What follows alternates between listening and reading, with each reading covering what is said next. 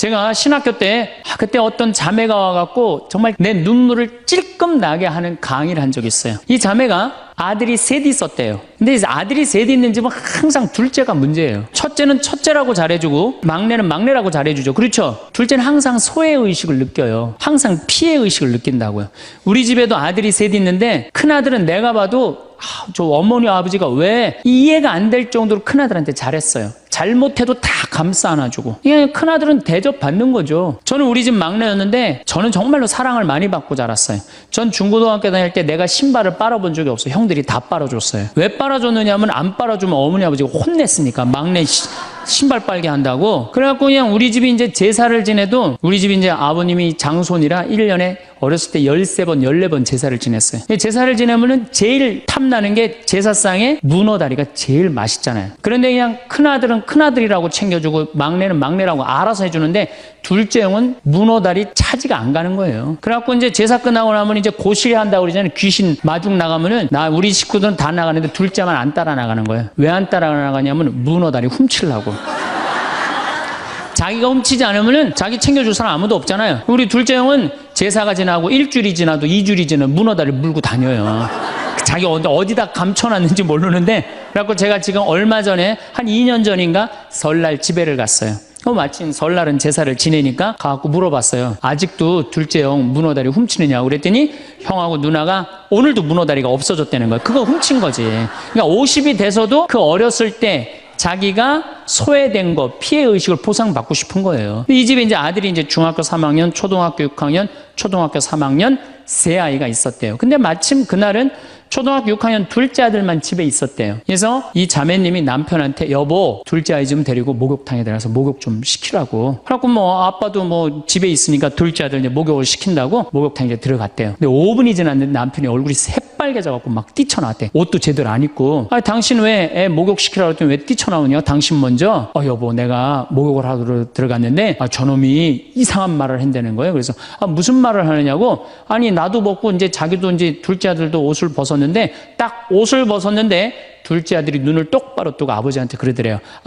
아버지도 벗고 나도 벗었으니까 우리 남자 대 남자로 아무것도 안 걸쳤으니까 솔직하게 말 좀 해보자고. 그래서 이놈은 무슨 얘기를 하느냐. 아니 초등학교 6학년 놈이 딱 빨개 벗고 아버지도 벗고 나도 벗었으니까 우리 솔직하게 얘기 좀 해보자고. 그러니까 얼마나 당황스러워요. 그래서 무슨 얘기냐 그랬더니 아버지는 날 정말로 사랑하는 거냐. 무슨 소리냐. 지난 겨울에 아버지가 밤에 두부 심부름 시켰을 때 난 너무너무 밤에 나가는 게 무서웠다. 왜냐하면은 동네에 불량 형들이 걸리면 돈을 뺏고 그래서 난 밤에 나가는 거 너무너무 싫었다. 중학교 3학년 큰형도 있는데 내가 그래서 큰형 왜 안 시키냐고. 그러니까 아버지가 나한테 소리 지르고 나한테 갔다 그래서 내가 울면서 갔다 왔다. 내가 그렇게 무서운데 얼마나 내가 서러웠는지 알았느냐. 그 아버지 나 사랑하는 거냐. 내가 그렇게 마음고생하는 걸 아냐. 아버지 할 말 없지. 또 아니 내가 구두 닦았을 땐 한 번도 칭찬도 안 하는데 막내가 아버지 구두 닦으면 그렇게 좋아하고 칭찬하고 500원도 주고 그러는데 왜 나는 한 번도 그런 적이 없느냐. 그리고 우리 아들 셋이서 인사할 때 잘 다녀오시라고 그럴 때 내 머리 쓰다듬은 적 있냐. 한 번도 없다. 막내 머리만 쓰다듬어 줬지. 날 사랑하는 거냐. 아들이 그냥 그렇게 물어보는 거야. 당황스러운 거죠. 부모는 항상 세 아들 다 사랑한다고 그러지만은 자식이 느끼는 건 너무너무 섭섭했던 거죠. 그래서 이 아빠가 너무너무 당황스러워갖고 그랬대요. 나는 너를 너무 믿었기 때문에 심부름도 시킨 거고 난 너를 너무너무 믿었기 때문에 막내 어리니까 이렇게 한 거지. 난 이 셋 중에 너를 너무너무 사랑한다. 그리고 너무 당황스러워서 그냥 옷도 그냥 대충 입고 뛰쳐나온 거예요. 그 자리에서 너무 있기 미안해갖고. 그래갖고 제가 어떻게 하나 보라고 그랬더니 문을 빼꼼히 열고 보니까 아들이 눈에는 눈물이 뚝뚝뚝 떨어지는데 입에는 미소가 있더라는 거예요. 아빠가 날 사랑한다고 그러니까. 자식이 부모를 사랑하는 게 클까요? 부모가 자식을 사랑하는 게 클까요? 제가 다녀보면요, 다 부모가 자식을 사랑하는 게 크다고 착각하고 있어요. 근데 3살, 4살, 5살 때만 해더라도 누가 더 부모를 사랑하느냐면 자식이 더 부모를 사랑한대요. 왜냐하면 여러분들 3살, 4살, 5살 된 아이들은 누구밖에 없어요? 엄마밖에 없잖아요. 그래갖고 그냥 엄마 치마 붙잡고 그냥 온 데를 다 따라다니잖아요. 근데 엄마는 그때 아이 모임에도 나가야 되고 그냥 여기저기 다녀야 되는데 그냥 딸, 아들이 그냥 계속 매달려 있으면 귀찮아요, 안 귀찮아요? 귀찮을 때 있죠? 그래서 한마디 해도 얜 잠도 없냐고, 좀 가서 좀 자라고. 그래도 그냥 계속. 그러니까 아이가 엄마 아빠를 너무너무 좋아해. 엄마 아빠하고 같이 있고 싶어. 근데 누가 밀어내기 시작하냐면 부모가 밀어내기 시작하는 거예요. 언제까지 밀어내냐면 초등학교 6학년 때까지 계속 밀어내요. 그리고 공부 못한다고 구박까지 해. 밀어내는 것도 모자라서. 그럼 중학교 올라가면 그때부터는 누가 싫어하기 시작해요? 자식이 싫어하기 시작해요. 그래갖고 엄마 아빠를 거절하기 시작해. 근데 엄마 아빠는 똑같은 마음이야. 사랑하는 건 똑같아. 그렇죠? 근데 중학교 올라가면 이놈이 나를 거절하니까 굉장히 섭섭하죠. 그런데 10년 동안 밀어낸 걸 생각해야죠. 10년 동안 같이 아이가 놀아달라고 그럴 때 놀아주고, 뭐 매달릴 때 같이 안아주고, 눈 마주쳐주고, 대화해주고, 얘기 들어줬으면은 중학교 올라도 걔는 엄마 아빠 안 미워해요. 그런데 3살서부터 계속 귀찮다고 그러고 자라고 그러고 그냥 뭐 또 때리고 막 공부 못하면 뭐 그냥 네가 그냥 내가 널 낳고 미역국을 끓여 먹고 내가 한심하다고 그러고, 그리고 중학교 올라가고 자식이 엄마 막 째려보고 신경질 보고 소리 지르면은 그땐 당황스러운 거예요. 그래서 그런 착각을 하지 마시라는 거예요. 자식이 여러분들을 거절하게 되는 데는 누가 기여를 하는 거예요? 여러분들이 기여를 하는 거예요. 그러니까 누가 사랑하는 게 커요? 자식이 부모 사랑하는 게 큰 거예요. 그 사랑을 부모가 까먹고 자꾸 자식한테 못되게 하는 거죠. 그래서 여러분들 정말로 우리가 부모라는 게 중요해요. 아버지가 없는 자식들은 참 힘들어요. 아버지가 없는 자식들은. 여러분들 그 삼국 통일을 한 궁예, 왕건, 견우, 후백제, 거기에 궁예 얘기를 좀 할게요. 궁예가요, 뭐 역사적으로 뭐 확실하진 않지만 47대나 48대 경문왕 아들이었대요. 셋 중에 제일 난 사람이에요. 왕건은 귀족 아들이고 견우는 평민 아들이야. 근데 궁예는 왕의 아들이었어요. 근데 아버지 없이 자랍니다. 아버지 없이 자라요. 아버지 없이 자라는 사람들은요, 심리학자들이 얘기를 하기가 1살서부터 3살 때까지 가장 중요하대요. 이때 아버지 엄마가 안아주고 뽀뽀해주고 엄마 아빠라고 그럴 때 격려해주고 기저귀 갈아주고 이럴 때 아이들은 뭐가 생기느냐면 신뢰심이 생긴대요. 세상은 믿을 만한 데다. 그리고 그냥 아이가 막 걸을 때 옆에서 박수 쳐주고 걸음 뛸 때, 그럼 아이들이요, 그 굉장히 심리적으로 안정감을 준다는 거예요. 그런데 이때 아버지가 없는 아이들은 심리적으로 굉장히 불안하다는 거예요. 여러분들, 이 아빠가 아이들 이 목마 태워주면은 애들 좋아해요, 안 좋아해요? 좋아하죠? 그런데 아빠 키가 1m 70이고 애가 50cm면 2m 20이에요. 그 꼭대기에 올라가고 또 애는 아빠 머리를 잡고 막 깔깔깔 까르르 넘어가지 않아요? 좋아갖고 아빠 머리를 잡고 걔는 무의식 속에 이런 생각을 갖는데요. 세상은 이렇게 높아도 믿을 만한 데다. 이 든든한 아버지가 있으니까. 그런 믿음이 생긴다는 거예요. 그런데 궁예는 그랬던 경험이 한 번도 없었던 거야. 그러니까 나중에는 사람을 의심을 하기 시작하는 거예요. 의심하기 시작하는 거예요. 그래갖고 나중에 관심법이라는 걸 개발해요. 그래갖고 네가 의심하는지 안 의심하는지 내가 안다. 그래갖고 그냥 친아들도 그냥 의심도 안 하는데 너 의심한다고 그러고 죽이고, 결국 누구까지 죽여요? 자기 부인하고 아들까지 죽여요. 그리고 마지막으로 쓸쓸한 최후를 맞이해요. 신부님, 나는 우리 남편이 일찍 죽어갖고 우리 애들 그냥 혼자 키웠는데 너무 섭섭합니다. 아버지 없이도 훌륭하게 자라는 사람 간혹 있어요. 그게 누구냐면 오바마가 아버지 없이 자라잖아요. 할머니 손에서 얼마나 훌륭해요. 그렇죠? 그러나 일반적으로 보면은 그렇다는 거예요. 아버지가 굉장히 중요한데, 근데 슬픈 거는 우리나라는 아버지가 있어도 없는 것 같아요. 아버지가 있어도. 애는 학원 다니냐고 그냥 정신 팔려가고 아버지는 돈 번다고 해갖고 서로 사랑을 쌀 시간이 없는 거. 서로 사랑을 쌀 시간. 그런데 이 아버지와 끈이 굉장히 기가 막힌 분이 한 분 계세요. 아버지와 자식 사랑이 아주 두터운 분이 한 분 계세요. 그분이 누구냐면 바로 예수님이에요. 예수님처럼 아버지와 사랑이 깊은 사람이 없어요. 여러분들, 세례받을 당시 예수님이 물 위에 올라오시자 마르코복음 1장 11절에 뭐라고 그러냐면 너는 내가 사랑하는 아들, 내 마음에 드는 아들이다 라고 하느님 아버지께서 아들을 얼마나 사랑하는지 확인시켜줘요. 그 마태복음 11장 25절, 27절을 보면은 아버지, 하늘과 땅의 주님, 지혜롭다는 자들과 슬기롭다는 자들에게는 이것을 감추시고 철부지들에게는 드러내 보이시니 아버지 감사드립니다. 그렇습니다. 아버지의 선하신 뜻이 이렇게 이루어졌습니다. 나는 아버지께서는 모든 것을 나에게 넘겨주셨습니다. 그래서 아버지 외에는 아무도 아들을 알지 못합니다. 또 아들 외에는, 그리고 그가 아버지를 드러내 보여주려는 사람 외에는 아무도 아버지를 알지 못합니다. 그냥 예수님 입만 열면 아버지 얘기를 해요. 입만 열면은. 또 하느님 아버지도 아들한테 각별한 사랑을 해. 거룩한 변모 마태복음 17장 보면은 이렇게 얘기해요. 이는 내가 사랑하는 아들, 내 마음에 드는 아들이니 너희는 그의 말을 들어라. 그러니까 예수님도 아버지를 사랑하고 아버지 하느님도 누구를 사랑해요? 예수님. 그러니까 하늘에 새도 보금자리가 있고 여우도 굴이 있지만 사람의 아들은 머리 둘 곳조차 없다라고 굉장히 고독하셨음에도 불구하고 그 고독을 누구 때문에 극복했을까요? 하느님 아버지와 철저한 사랑의 끈으로 그걸 극복한 거예요. 여러분들 자식들이 세상 살아가기 힘들다 하더라도 그 든든한 아버지가 있는 자식들은요, 극복해 나가요. 든든한 아버지가 있는 자식들은. 또 요한복음 17장 하느님 아버지와 얼마나 깊은 사랑으로 묶여 있는지 잘 보여주는 구절이 있어요. 아버지, 세상이 생기기 전에 제가 아버지 앞에서 누리던 그 영광으로 이제 다시 아버지 앞에서 저를 영광스럽게 해주십시오. 그리고 이어서 이렇게 말씀하십니다. 아버지께서 제 안에 계시고 제가 아버지 안에 있듯이 그들도 우리 안에 있게 해주십시오. 난 이 구절을 보면요, 가슴이 떨려요. 여러분들 자식 중에 아버지한테 아버지 안에 내가 있고 내 안에 아버지가 있어, 이렇게 말하는 자식들이 있어요?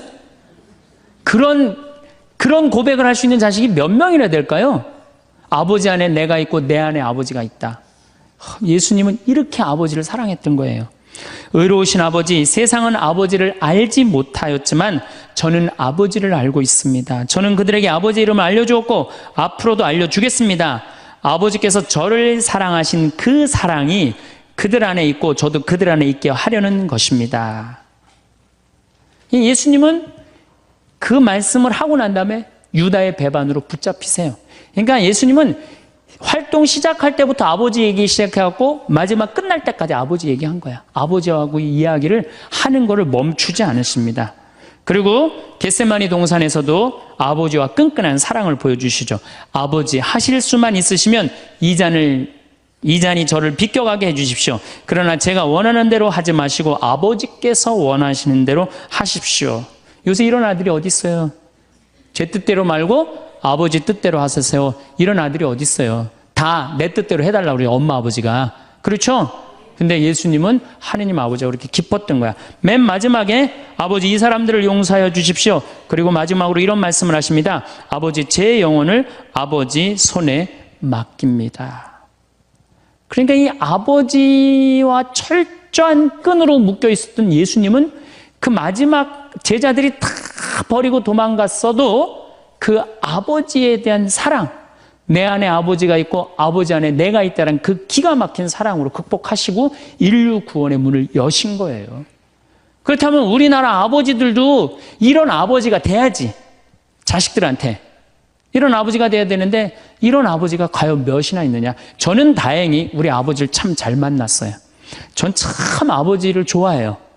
나는 어렸을 때 추억이 아버지하고 매일 토요일날 일요일만 되면 산에 가갖고 도토리 따고 밤 줍고, 또 내가 망보고 아버지가 대추나무 올라가고 막 서리하고 막 이런 거 많이 했어요. 예. 그래갖고 막 걸려갖고 막 대추밭 주인한테 막 욕먹으면 그냥 얘는 누구냐고 그러면 우리 막내 아들이라고 그러면 그냥 막내 아들 데리고 좋은 거 가르쳐 준다고 그냥. 그리고 어렸을 때 아버지하고 추억 중에 웅덩이가 있어요. 웅덩이. 거기에 퍼내면 그 미꾸라지. 그 진흙 안에 미꾸라지 그걸 잡아내는 정말 그런 추억들이요. 그러니까 지금도 80이 된 아버지를 보면 행복한 거예요. 그리고 시간만 되면 그 아버지 보러 가고 싶고. 그러니까 이제는 효도는 없어요. 뭐만 남아있어? 사랑만 남아있는 거예요.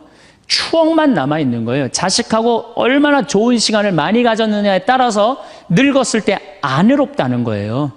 어렸을 때 자식하고 한 번도 놀아준 적이 없어. 10살 때까지 놀아줘야 된다는 거예요. 근데 10살 때까지 한 번도 놀아준 적이 없으면은 자식이 늙은 부모들 한 번도 같이 안 놀아준다 이거예요. 그러니까 늙어서 외로운 거는 자식이 못 돼서가 아니라 누가 싸놓은 업보야? 그렇죠. 그러니까 섭섭할 필요 없어요. 자, 그렇다면은 사랑이 없는 엄마, 사랑이 없는 아버지,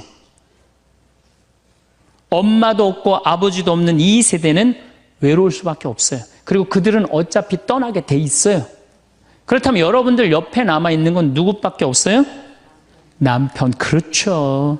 50살에 자식들 떠나면 50부터 100살까지 여러분들 옆에 남아있을 수 있는 유일한 사람은 남편밖에 없어요. 근데 여러분들 그 남편한테 잘해요?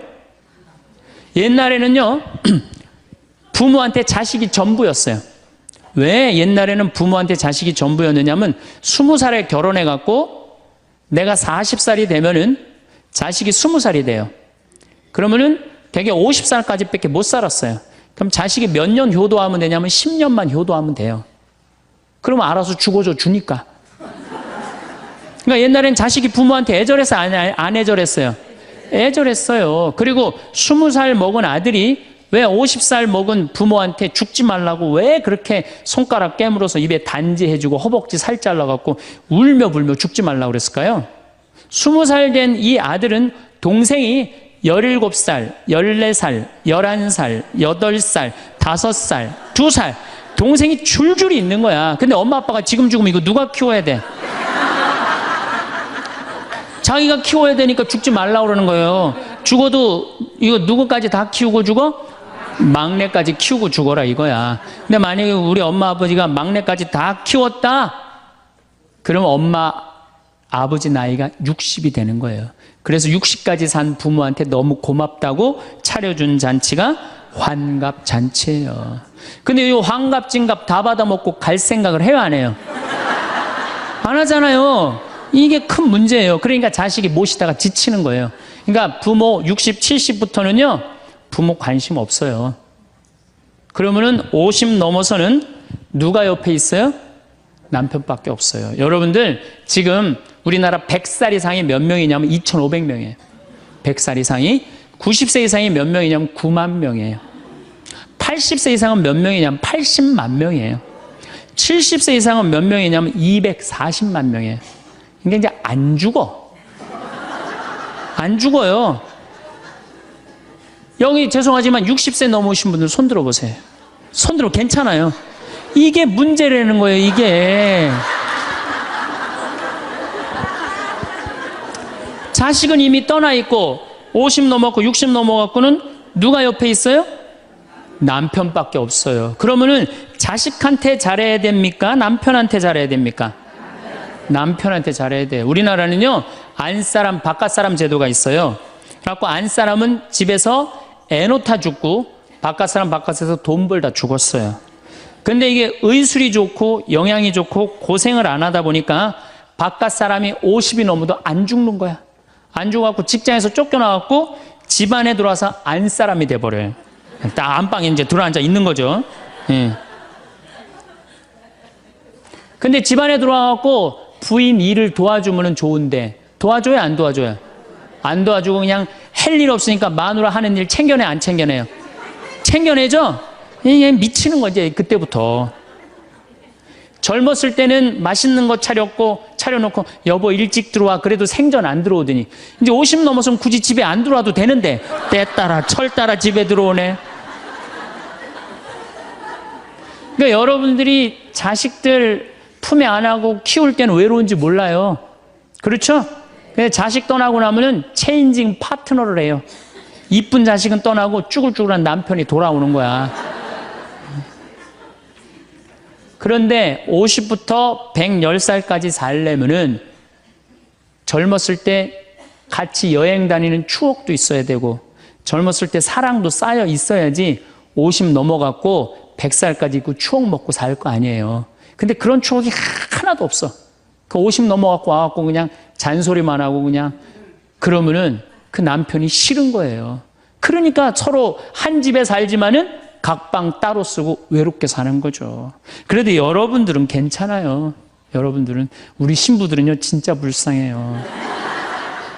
생각을 해봐요. 20살에 신학교 들어갔어요. 그래서 30에 신부 돼요. 그래갖고 옛날엔 75세 은퇴였어요. 75세 은퇴. 75세는 그래도 괜찮았어요. 은퇴하고 그냥 거의 바로 이제 세상 떠나시니까 요즘 70세로 은퇴가 내려왔어요. 그리고 이제 65세로 내린대요. 65세 은퇴해도 된다 이렇게 내린대. 왜? 서울교구 우리 보좌 신부님들 뭐 10년, 12년, 13년 하잖아요. 그러니까 빨리 은퇴할 사람 빨리 하고 보좌들 빨리 본당 내보내야 되니까 빨리 은퇴해라 이거야. 그러면은 65세부터 은퇴해갖고 우리 부관장 신부는 110살까지 산단 말이야. 그러면은 20살에 신학교 들어갖고 65세까지 45년 혼자 살아. 그래갖고 65세 은퇴해갖고 110살까지 또 혼자 살아. 45년, 90년 혼자 사는 거야. 그래서 나는 우리 신부님들 은퇴시키는 거 반대하는 신부예요. 65세 은퇴시켜갖고 다시 보좌 신부로 발령을 내라. 보좌 신부로 발령을 내갖고, 아니 고해성사 듣게 하면 되잖아요. 아, 얼마나 여러분들 속에 있는 얘기하고 싶은 거 많아요. 그렇죠? 아, 그럼 고해성사 듣게 하고, 또 굳이 신부님들 65세 넘어갖고 강론 안 해도 돼요. 미사 없는 강론하게 하면 되잖아. 강론하라 그러면 또 헨소리 또 하고 헨소리 또 하고 그러실 수 있으니까 얼마나 좋아. 차라리 65세에 은퇴시킬 거면 아예 60에 은퇴를 시켜서 장가를 그냥 보내라. 늙어선 좀 안 해롭게. 농담이에요, 농담.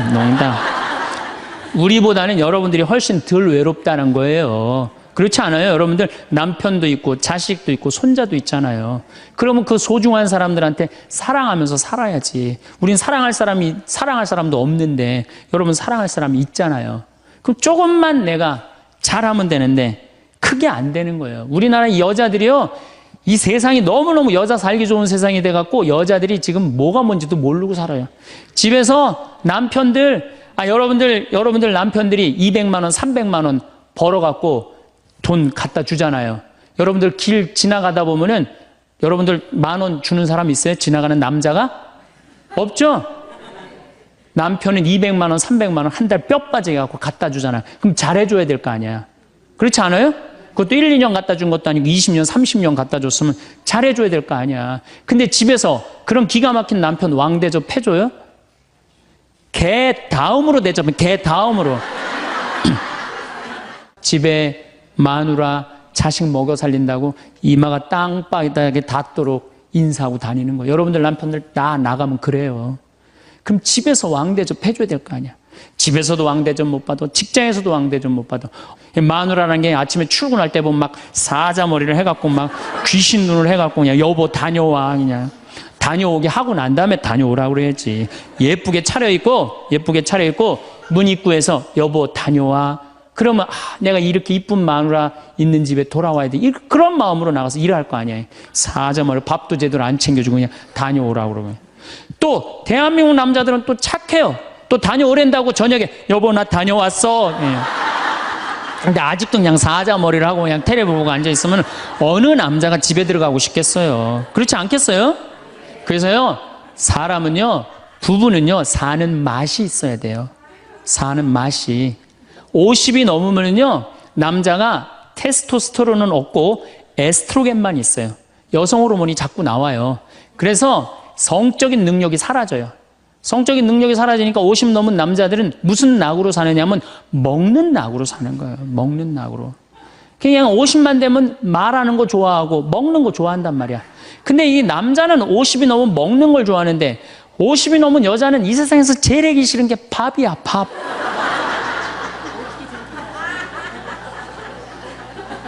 그러니까 그냥 둘이 사는데 왜 김치찌개를 끓여도 한솥 끓여. 그냥 하기 싫으니까 귀찮으니까 한솥 끓여갖고 그냥 다음날 아침에 그냥 그거 졸여갖고 아침상에 올려놓고 그냥. 그리고 저녁에 이제 여보 나 저녁 집에 가서 먹을게. 그러면 또 그거 볶아갖고 저녁상에 또 올려놓고.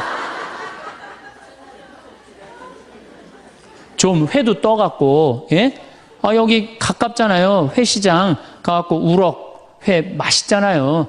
매운탕도 떠갖고 소주도 한 병 사고. 그래갖고 그냥 허벅지 틀어진 치마 이브닝 드레스도 하나 딱 입고 저녁에 남편 들어오면 여보 이거 내가 한 거야. 딱 술 따라주면 남자가 얼마나 살맛이 나요. 사는 맛 나지 않겠어요? 예, 좀 신선로도 좀 해갖고 탁 하고 짜장면도 좀 만들어주고 베트남 국수도 좀 해서 주고 요즘 뭐 또 순대 또 그냥 유명한 데 많잖아요. 전화하면 택배로 다 보내주잖아요. 순대도 탁 썰어갖고 그냥 간 썰어갖고 그냥 소주 한 잔 탁 하고 신부님 무슨 돈으로 그런 걸 합니까? 애 휴학시키고 자식은 무슨 자식이야. 지금 누구밖에 없어요? 부부밖에 없어요. 애 휴학시키고 그렇게 하세요. 신부님 난 휴학시킬 자식이 없는데 집 잡혀요. 나이 드신 분들은 은행에 가고 집 잡혀가고 다 쓰세요. 자식 물려줄 생각하지 말고. 예. 그래야지 사는 맛으로 사는 거 아니에요. 그리고 부부는 사는 맛으로도 살아야지만 사는 멋으로도 살아야 돼. 사는 멋이 있다. 멋있게 살아야 될 거 아니에요. 근데 나는 제일 가슴 아픈 우리 자매님들이 어떤 분들이냐면은 자기를 꾸미지 않는 분들이에요. 이쁘게 좀 이쁜 옷도 사 입고 그래야 되는데 생전 자기가 무슨 군인이야?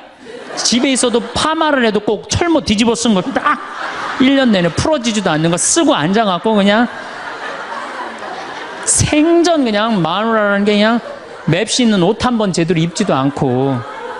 그럼 남편이 사는 맛이 있어요? 사는 멋이 있어요? 좀 꾸며야죠, 본인이.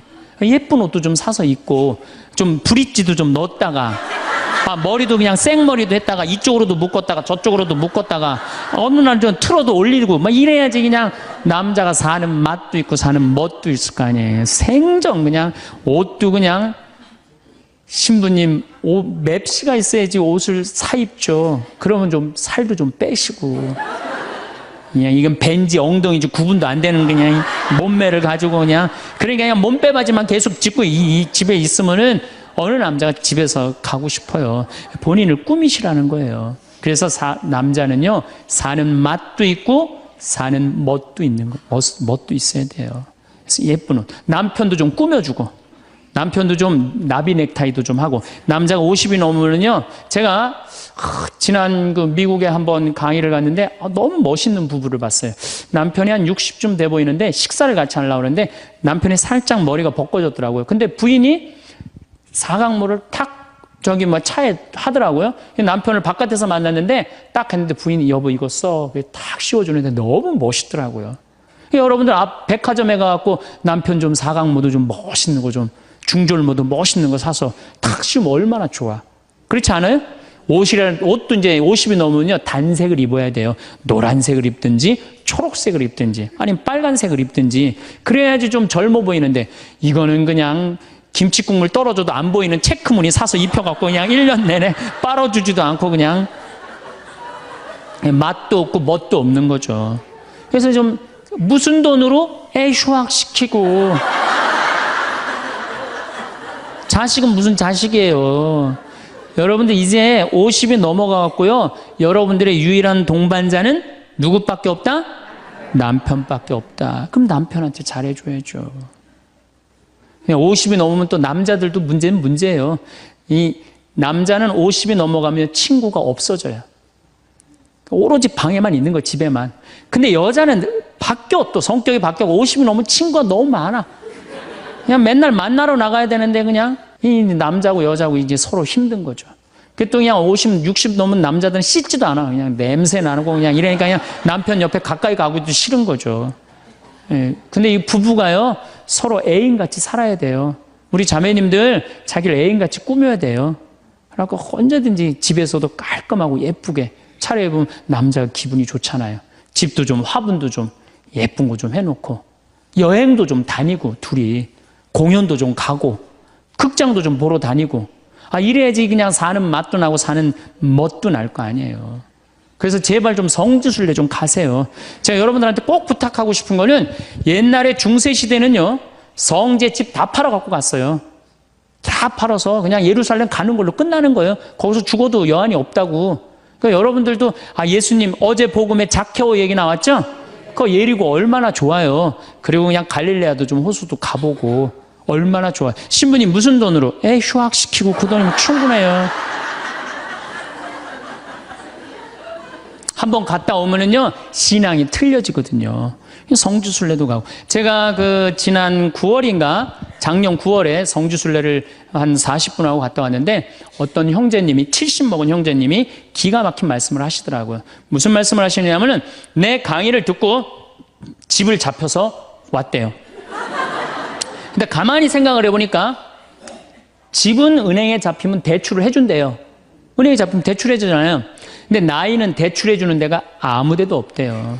여러분들 누가 나이 대출해줘? 한 살이라도 더 먹기 전에, 다리에 힘 풀리기 전에 갔다 오셔요. 그리고 내가 성주순례를 가면은 너무 행복해하는 거, 자매님들이.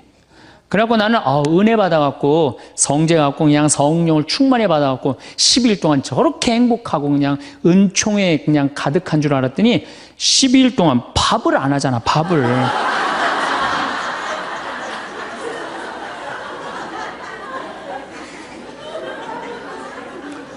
남편, 부부는 맛도 있고 멋도 있어야 되지만 기도 살려줘야 돼. 남편 기도 살려줘야 돼요. 아니 50이 넘어갖고 남편 기 살려줄 사람이 직장에서 기가 살겠어요? 사회에서 기가 살겠어요? 본인이 기가 살겠어요? 유일하게 기 살려줄 수 있는 사람은 누구밖에 없어요? 부인밖에 없어요. 부부가 50이 넘으면요, 자식들 떠나고 둘만 덩그랗게 집에 남아서 50년을 같이 살아야 돼요. 말을 정말로 남편 즐거운 말, 남편 좋은 말, 우리 남편 아직도 알통 튼튼하다, 우리 남편 아직도 어깨가 그냥 대유평 평야 같다, 이런 말 해주는 게 중요한 거예요. 그런데 그냥 말을 진짜 못해. 내가 2000년 역사상 말 진짜 못하는 놈 한 놈 알고 있어요. 어떤 놈 진짜 말 못하느냐면은 십자가상, 예수님 십자가 위에 매달렸을 때 왼편의 강도, 진짜 말 못하는 놈이에요, 그놈. 이제 십자가 매달렸어. 너무 아파. 자기도 이제 죽기 일보 직전이고 옆에 구세주라는 사람도 옆에 있단 말이야. 그러니까 그냥 이 사람이 막 분이 치밀었나 봐요. 야, 네가 무슨 구세주냐? 네가 구세주라면 너도 살리고 나도 살려봐라. 너도 죽는 주제에 무슨 구세주냐? 그냥 막 욕을 해댄 거예요. 그러니까 예수님이 그냥 매달려갖고 아파 죽겠는데 이놈이 이상한 소리 하니까 대꾸도 안 해요.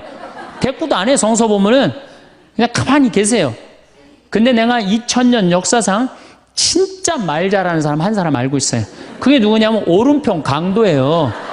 얼마나 말을 잘하느냐면은 그렇게 얘기를 하니까 이 왼편에 있는 강도를 혼내요. 야, 이놈아, 니놈하고 나는 죽어도 싸. 강도 짓을 했으니까. 근데 저분이야말로 무슨 죄가 있어? 가난한 사람, 병든 사람 함께 해주고 인간 사랑하신 분인데, 그리고 이 강도가 한마디 해요. 주님, 마지막 날에 저를 기억해 주십시오. 그러니까 그냥 예수님이 왼편에 있는 놈한테는 대답도 안 하던 예수님이 그렇게 아파도 오른편에 있는 강도한테 한마디 해요. 너야말로 오늘 나와 낙원에 들 것이다. 이 말 한마디 잘한 바람에 그냥 예수님하고 1호로 천당에 올라간 사람 아니야. 그렇지 않아요? 루카복음 23장에 나오는 얘기예요. 루카복음에. 그러니까 여러분들 남편 칭찬을 해주세요. 남편. 얼마 전에 제가 우리 동창 신부 아버님이 돌아가셔갖고 장례미사를 갔는데 마침 그날 어떤 동탄에 있는 본당 총회장님이 은퇴 신부님 10분을 초대해갖고 식사, 보고 초대를 했어요. 부인이 보고 요리를 할 줄 알아갖고. 그래갖고 이제 그 집에 가고 보고를 먹는데, 신부님들, 은퇴 신부님들 보니까 머리가 다 벗겨진 거야, 다. 머리가 다 벗겨져갖고 있더라고요. 근데 내가 그날 마침 이제 장례미사를 해갖고 우리 주교님을 뵀는데, 우리 주교님은 그래도 머리가 많이 나셔갖고 모자를 앞에다 쓰신 거야. 그래갖고 참 보기가 좋더라고요. 주교님이 아주 얼굴이 하얀이 선비같이 생기셨거든요. 그래서 내가 저녁 먹으면서 신부님들은 이렇게 머리가 벗겨졌는데 우리 주교님은 아직도 머리가 나셔갖고 모자를 앞에다 쓰는데 참 보기 좋더라고. 그랬더니 은퇴 신부님 10분이 황 신부 주교님한테 가갖고 샴푸 못 쓰는지 좀 알아봐 달라고 막 그러더라고요. 그런데 우리 식사를 한 총회장님, 그 동탄의 총회장님이 신부님, 저는 40부터 머리가 완전히 벗겨졌는데 한 번도 머리 벗겨진 것 때문에 스트레스 받은 적이 없다는 거예요. 그게 무슨 소리냐? 그랬더니 자기 부인이 40에 본당 사목 임원이었는데 사목회를 하고 집에 들어오면 막 짜증을 내고 들어온대요. 그 문을 열고 딱 한다는 부인이 첫 입을 열어서 하는 소리가 답답해 죽을 뻔했다고. 여보, 사목회가 그렇게 답답해? 그러면 그 부인이 그러는데, 여보, 나는 사목회의를 하는데 60이 먹은 그 본당의 회장님들이 머리가 빽빽하게 꽉 차 있으면은 그 머리를 보고 회의를 하면 가슴이 갚아야 되는 거야. 그리고 이제 자기 남편을 보고 머리가 완전히 대머리인 남편을 보고 한마디 한대요. 이제야 가슴이 뻥 뚫린다고. 이게 얼마나 남편을 기를 살려주는 말이에요. 그렇지 않아요? 그러니까 여자는 맛도 있고 멋도 있고 누구 기도 살려줘? 남편 기도 살려줘야 되는 거예요. 부처님은요 7종류의 아내가 있다고 그래요. 첫째, 남편을 죽이는 아내가 있대요. 더러운 마음을 가지고 남편에 대한 사랑이 없고 남편을 업신여기는 아내. 아내가 권력 있으면 남편이 모든 것을 참고 침묵하기 때문에 그 참느냐고 빨리 죽는데요. 남편을 죽이는 아내가 있대요. 두 번째는 도둑과 같은 아내가 있대. 남편이 힘들게 돈 벌어 갖고 오면은 그거 그냥 막 써갖고 그냥 살림살이 엉망으로 하는 아내. 도둑과 같은 아내. 셋째, 주인과 같은 아내. 주인 행세하는 거죠. 그래갖고 그냥 자기는 일 안 하고 남편 막 시키는 주인과 같은 아내가 있고. 그 다음에 네 번째는 어머니와 같은 아내가 있대요. 항상 남편을 사랑하며 자식 대하는 것처럼 남편을 보호해주는 아내가 있대요. 그 다음에 누이 동생과 같은 아내. 남편을 섬기기를 다하고 자매와 같은 귀여움을 떨고 애교를 떠는 그런 누이 동생과 같은 오빠 오빠 하면서 그런 아내가 있다는 거예요. 그 다음에 친구 같은 아내가 있다는 거예요. 직장에서 마치고 피곤해서 돌아오면은 남편을 반가이 맞이해주고 술 한잔을 하면서 하루를 이야기를 나누는 친구 같은 아내. 그 다음에 이건 시대에 좀 안 맞지만은 종과 같은 아내, 남편을 극진히 섬기는 아내가 있다는 거예요. 여러분들은 7번째 중에 몇 번째에 들어가세요?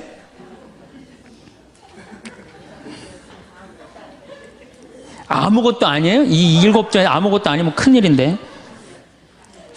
근데 우리나라 남자들도 문제예요. 사실은 이 부인한테 참 잘해야 되거든요. 자기 믿고 따라온 사람이 얼마나 귀하게 해야 돼. 근데 우리나라 남자들 참 부인한테 말 못해요. 정말 이쁘다고 말 한마디 해주면 얼마나 좋아. 여자는요 1년 365일 365가지 방법으로 이쁘다는 소리를 듣고 싶어 한대요. 오늘같이 이렇게 태양이 찬란한 날은 여보 저 찬란한 태양처럼 당신 오늘 너무 이뻐. 그리고 비가 촉촉하게 오면 여보 당신 촉촉한 비처럼 이뻐. 어떤 방법을 써서라도 이쁘다는 말하면 여자는 행복하다는 거예요. 그리고 요리를 해주면 맛있다고 먹으면은 김치찌개 이렇게 맛있는 김치찌개 먹을 수 있는 사람은 세상은 나 하나밖에 없다고. 이렇게 정말로 이런 말을 해줘야 되는데 생전 뭐 맛있다 맛없다 그런 말 안 하면은 여자가 밥할 맛 나겠어요? 안 나죠? 그럼요. 그리고 한 30년 밥 얻어먹었으면 이제 설거지는 해야지. 그렇게 얻어먹었으면 설거지는 해야지. 양심 있는 거 아니야? 그렇지 않아요? 여자는 언제 행복하냐면 남편이 자기 살림을 도와줄 때 행복하다고 그러더라고요. 내 얘기를 듣고 어떤 형제님이 17년 동안 설거지 할 생각을 한 번도 안 했대. 17년 동안. 그래갖고 이제 내 얘기를 듣고 이제 자기도 이제 해봐야 되겠다. 그렇게 생각을 하고 저녁에 여보 당신 반찬하냐고 애쓰고 밥하냐고 애썼으니까 내가 설거지 해줄게. 앉아서 텔레비 봐. 그랬더니 부인이 그러더래요. 2번 청소하게 하지 설거지하게 하지 말고 그냥 가만히 있으라고 그러더래요.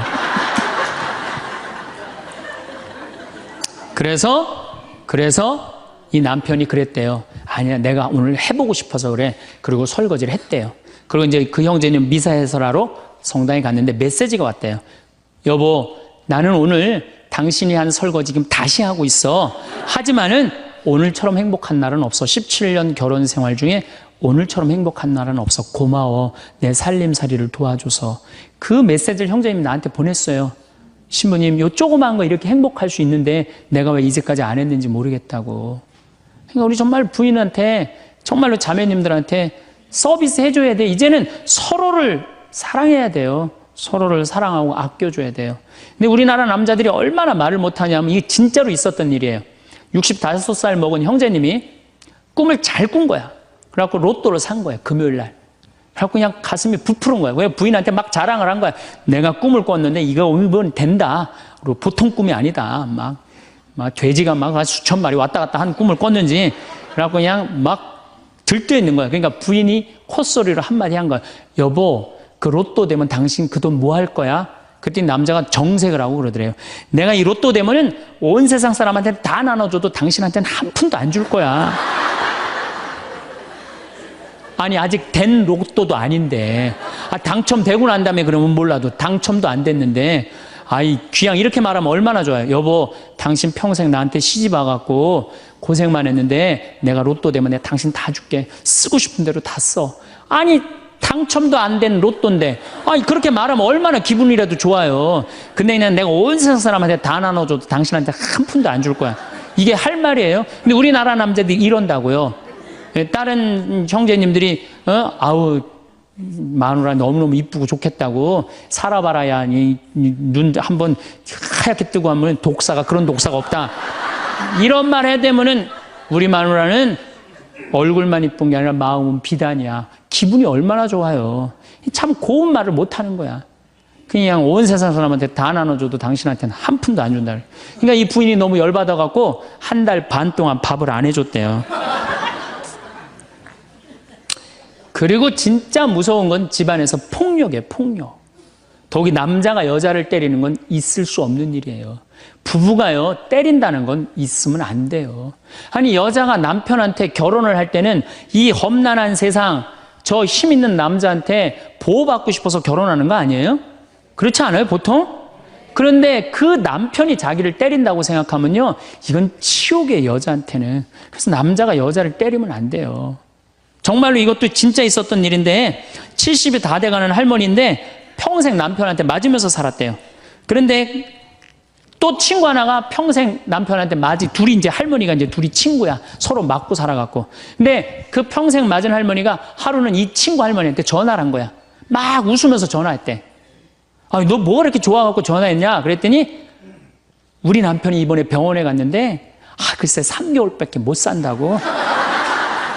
나 지금 입을 뒤집어 쓰고 지금 웃으면서 너한테 전화하는 거라고. 이건 너무 불행하지 않아요? 너무 불행하지 않아요?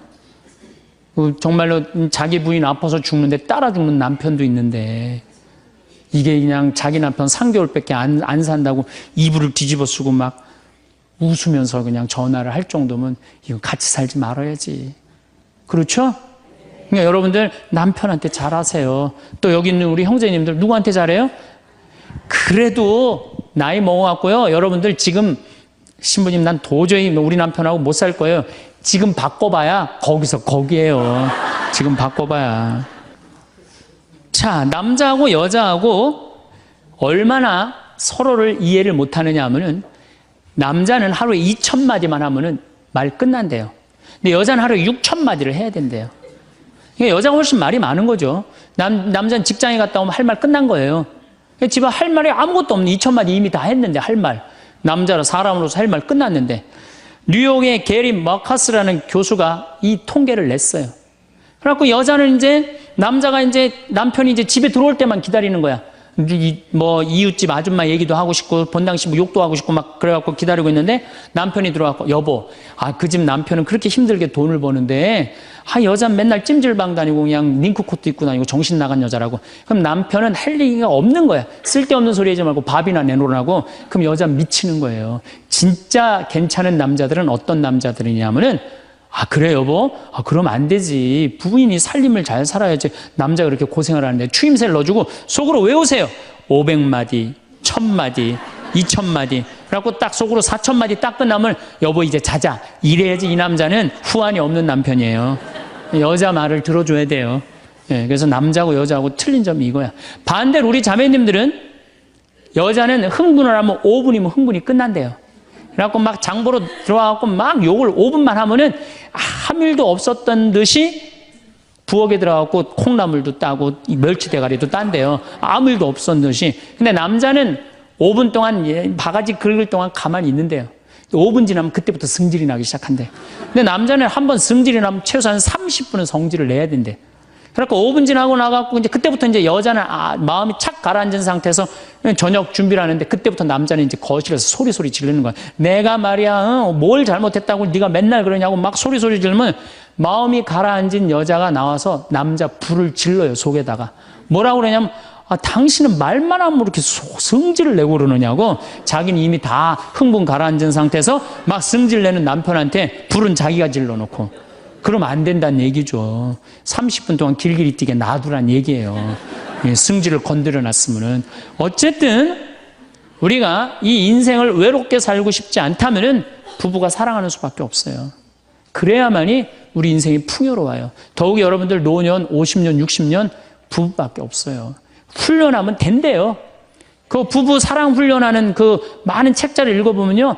그 서로 훈련이 안 돼 있어서 그렇지 훈련하면 서로 사랑한대요. 그리고 외롭지 않다는 거예요. 긴 세월을 살아오면서 우리는 많은 것들을 경험하고 깨닫게 됩니다. 젊었을 때는 앞만 보고 달려가느라 놓쳤던 소중한 것들이 이제야 선명하게 보이기 시작합니다. 그 중에서도 가장 소중한 깨달음은 바로 사람과 사람 사이의 관계가 얼마나 중요한지에 대한 것입니다. 돌이켜보면 우리의 삶은 수많은 만남과 이별로 이루어져 있습니다. 어린 시절 우리를 품어준 가족들, 학창시절 함께 웃고 울었던 친구들, 직장에서 만난 동료들, 그리고 인생의 동반자가 된 배우자까지 이 모든 관계들이 우리를 지금의 모습으로 만들어 주었습니다.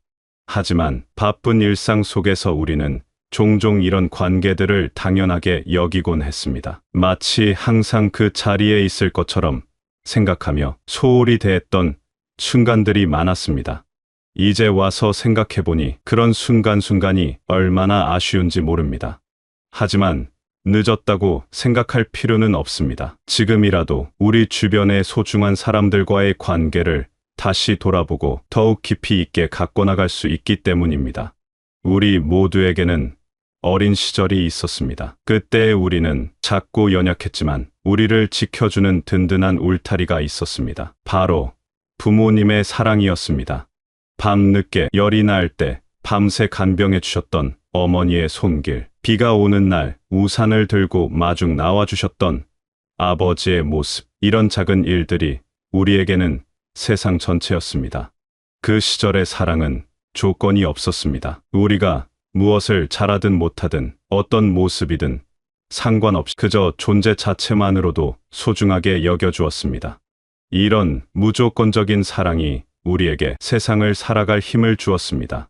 어려운 일이 생겨도 포기하지 않을 수 있었던 것은 바로 이런 사랑의 기억이 마음 깊은 곳에 자리하고 있었기 때문입니다. 지금 생각해보면 부모님께서 우리에게 주신 것은 단순히 물질적인 것들만이 아니었습니다. 더 소중한 것은 사랑하는 법을 가르쳐 주신 것입니다. 어떻게 다른 사람을 배려하고 어떻게 마음을 나누고 어떻게 함께 살아가야 하는지를 보여주셨습니다. 이런 가르침들이 우리가 성장하면서 다른 사람들과 관계를 맺는 기초가 되었습니다. 물론 모든 부모님이 완벽하지는 않았을 것입니다.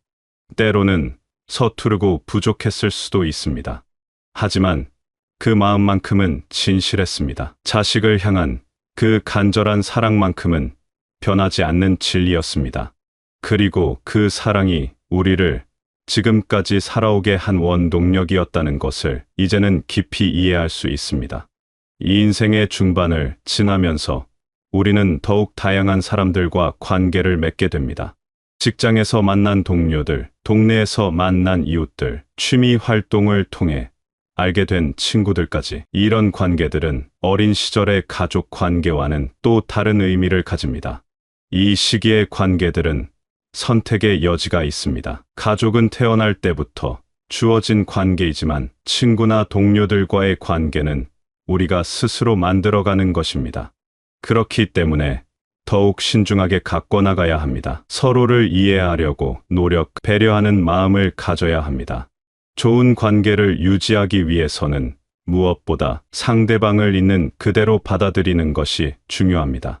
누구나 장점도 있고 단점도 있습니다. 완벽한 사람은 없습니다. 상대방의 부족한 모습을 지적하고 바꾸려 하기보다는 그 사람만의 독특함을 인정하고 존중하는 것이 필요합니다. 또한 관계에서 가장 중요한 것은 진정성입니다. 가면을 쓰고 다른 모습을 보이려 하면 오래갈 수 없습니다. 솔직하고 진실한 모습을 보여줄 때 비로소 진정한 관계가 시작됩니다. 물론 처음에는 부담스러울 수 있습니다. 거절당할까봐, 실망시킬까봐 두려울 수도 있습니다. 하지만 진실한 마음으로 다가갈 때 상대방도 마음을 열게 됩니다.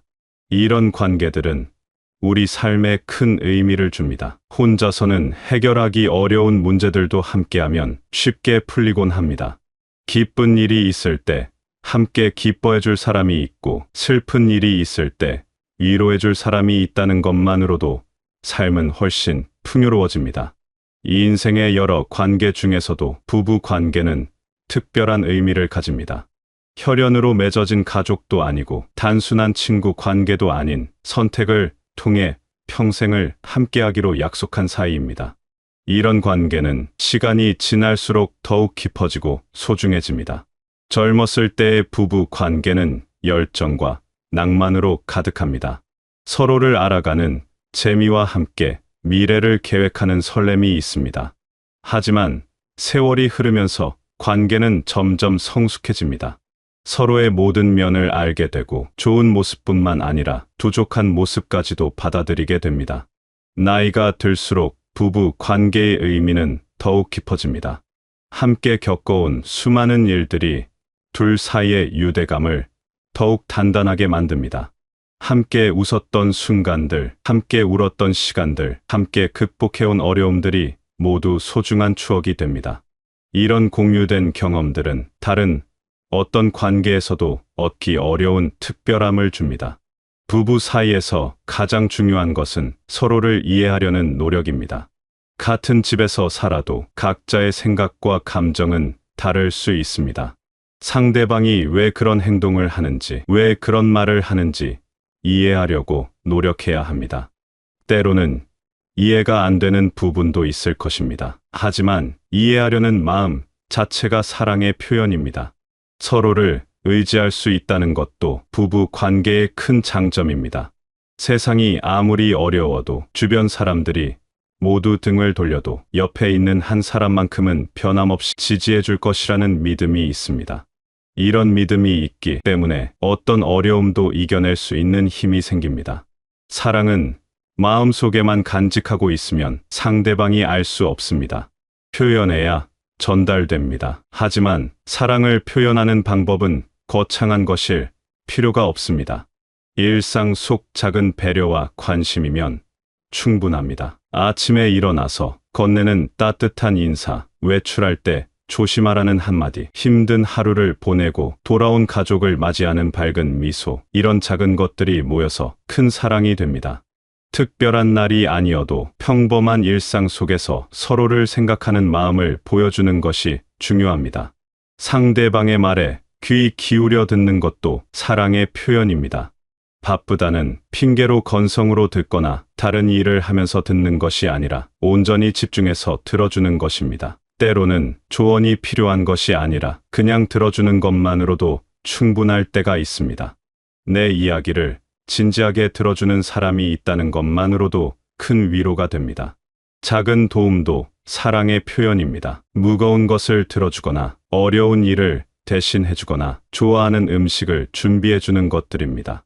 이런 행동들은 상대방을 생각하는 마음에서 자연스럽게 나오는 것입니다. 의무감이나 억지로 하는 것이 아니라 진심에서 우러나오는 배려입니다. 감사의 마음을 표현하는 것도 잊지 말아야 합니다. 상대방이 해준 일들을 당연하게 여기지 말고 고마워하는 마음을 가져야 합니다. 고맙다는 말 한마디가 상대방에게는 큰 기쁨이 될 수 있습니다. 인정받고 있다는 느낌을 주는 것입니다. 가끔은 함께 시간을 보내는 것도 중요합니다. 각자 바쁜 일상을 보내다 보면 함께 있어도 마음은 다른 곳에 있을 때가 많습니다. 의도적으로 시간을 내어 함께 산책을 하거나 함께 차를 마시거나 함께 좋아하는 프로그램을 보는 것입니다. 이런 시간들이 관계를 더욱 끈끈하게 만들어줍니다.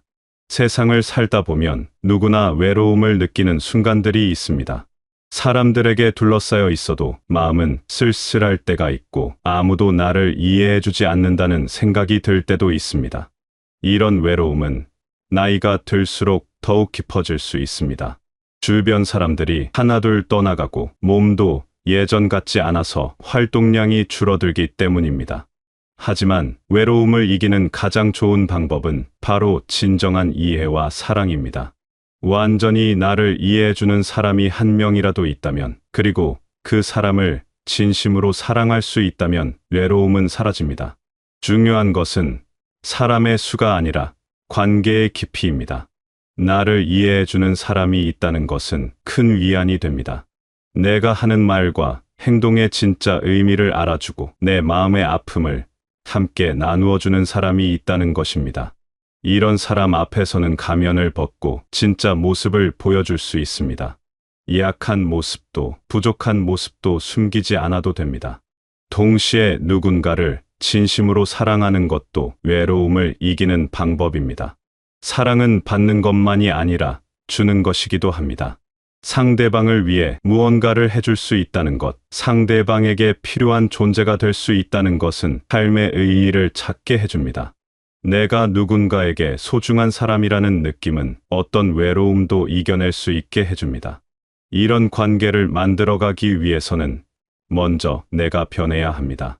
상대방이 나를 이해해 주기를 바라기 전에 상대방을 이해하려고 노력해야 하고, 상대방이 나를 사랑해 주기를 바라기 전에 상대방을 사랑하는 마음부터 가져야 합니다.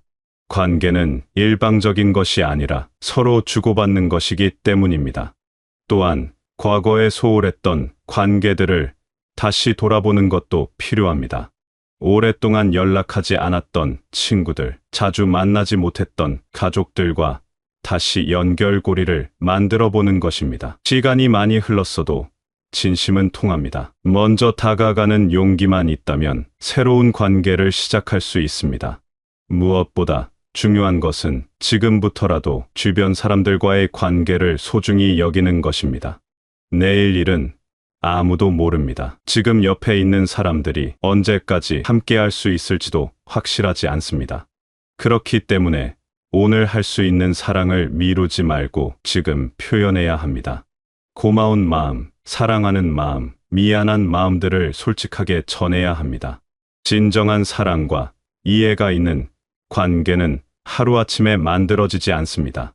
오랜 시간과 노력이 필요합니다. 하지만 그만큼 가치 있는 일입니다. 이런 관계가 있다면 어떤 어려움이 와도 함께 이겨낼 수 있고 어떤 외로움도 견딜 수 있습니다. 그리고 이런 관계를 통해 우리는 비로소 진정으로 행복한 삶을 살 수 있게 됩니다. 세월이 흐르면서 우리가 깨닫게 되는 또 다른 진실이 있습니다. 바로 사랑은 시간이 지날수록 더욱 깊어진다는 것입니다. 젊었을 때의 사랑이 불꽃같이 뜨겁고 격정적이었다면 나이가 들어서의 사랑은 잔잔한 호수처럼 깊고 고요합니다. 표면적으로는 평온해 보이지만 그 속에는 깊은 정이 흐르고 있습니다. 오랜 세월을 함께한 부부들을 보면 이런 모습을 확인할 수 있습니다. 굳이 많은 말을 하지 않아도 서로의 마음을 알 수 있고 작은 눈빛 하나만으로도 의사소통이 됩니다. 이는 수많은 시간을 함께 보내면서 서로를 완전히 이해하게 되었기 때문입니다. 상대방의 습관도, 성격도, 심지어 기분까지도 훤히 알게 되어서 말하지 않아도 무엇을 원하는지 알 수 있게 됩니다. 이런 깊은 이해는 편안함을 가져다 줍니다. 상대방 앞에서 긴장할 필요도 없고 좋은 모습만 보여주려고 애쓸 필요도 없습니다. 그냥 있는 그대로의 모습으로 함께 있으면 됩니다. 화장을 하지 않은 모습도, 옷을 대충 입은 모습도, 기분이 좋지 않은 모습도 모두 받아들여집니다. 이런 편안함은 젊었을 때는 느끼기 어려운 특별한 감정입니다. 하지만 오랜 관계에는 상처도 있습니다. 함께 살다 보면 서로에게 상처를 주고받을 때가 있습니다. 말로 상처를 주기도 하고 행동으로 실망시키기도 합니다. 때로는 큰 갈등이 생겨서 관계가 위태로워지는 순간들도 있습니다. 하지만 이런 어려움들을 겪고 나서 더욱 단단해지는 것이 진정한 관계입니다. 상처를 받았을 때 관계를 포기해버리는 것이 아니라 서로를 이해하려고 용서하는 과정을 통해 관계는 더욱 깊어집니다. 용서는 쉬운 일이 아닙니다. 마음의 상처는 쉽게 아물지 않기 때문입니다. 하지만 진정으로 사랑하는 사람이라면 용서할 수 있습니다. 용서는 상대방을 위한 것이기도 하지만 나 자신을 위한 것이기도 합니다. 원망과 분노를 마음속에 담고 있으면 나 자신이 괴롭습니다. 용서를 통해 그런 무거운 감정들을 내려놓을 수 있습니다. 그리고 용서받은 상대방도 고마움을 느끼며 더욱 소중히 여기게 됩니다. 이런 과정을 통해 서로를 더욱 깊이 이해하게 됩니다. 왜 그런 행동을 했는지, 어떤 마음이었는지 알게 되면서 상대방의 또 다른 면을 발견하게 됩니다. 완벽하지 않은 모습까지도 받아들이게 되면서 사랑은 더욱 성숙해집니다. 우리가 평생에 걸쳐 쌓아온 사랑과 이해의 경험은 소중한 유산입니다. 이것을 다음 세대에게 전해주는 것도 우리의 중요한 역할입니다. 자녀들에게, 손자, 손녀들에게 진정한 사랑이 무엇인지 보여주는 것입니다. 말로만 가르치는 것이 아니라 삶으로 보여주는 것이 중요합니다. 부부가 서로를 배려하고 존중하는 모습, 어려운 일이 있어도 함께 극복해 나가는 모습, 서로를 위해 희생하는 모습들을 보여주는 것입니다. 이런 모습들이 다음 세대에게는 가장 소중한 교육이 됩니다. 어린 아이들은 어른들의 말보다는 행동을 더 많이 배웁니다. 할아버지가 할머니를 대하는 모습, 할머니가 할아버지를 챙기는 모습을 보면서 진정한 사랑이 무엇인지 자연스럽게 배우게 됩니다. 이런 경험들이 그들이 나중에 자신의 가정을 꾸릴 때 큰 도움이 됩니다. 또한 우리의 경험담을 들려주는 것도 좋습니다. 어떻게 만났는지, 어떤 어려움들이 있었는지, 어떻게 극복했는지 등의 이야기들은 젊은 세대들에게 희망과 용기를 줍니다. 사랑이 항상 쉬운 것만은 아니지만 진심으로 노력하면 아름다운 관계를 만들어갈 수 있다는 것을 보여주는 것입니다. 지금 이 순간을 소중히 여기며 결국 가장 중요한 것은 지금 이 순간을 소중히 여기는 것입니다. 과거를 후회하거나 미래를 걱정하기보다는 현재 옆에 있는 사람들과의 시간을 충분히 누리는 것입니다. 오늘 나누는 대화, 오늘 함께 보내는 시간, 오늘 주고받는 사랑이 모두 소중한 순간들입니다. 때로는 바쁜 일상에 치여서 이런 소중한 순간들을 놓치기 쉽습니다. 하지만 잠시 멈춰서 주변을 돌아보면 감사할 일들이 많이 있습니다. 아침에 함께 마시는 차 한 잔, 저녁에 함께 보는 뉴스, 잠들기 전에 나누는 하루 이야기들, 이런 평범한 순간들이 실제로는 가장 소중한 시간들입니다.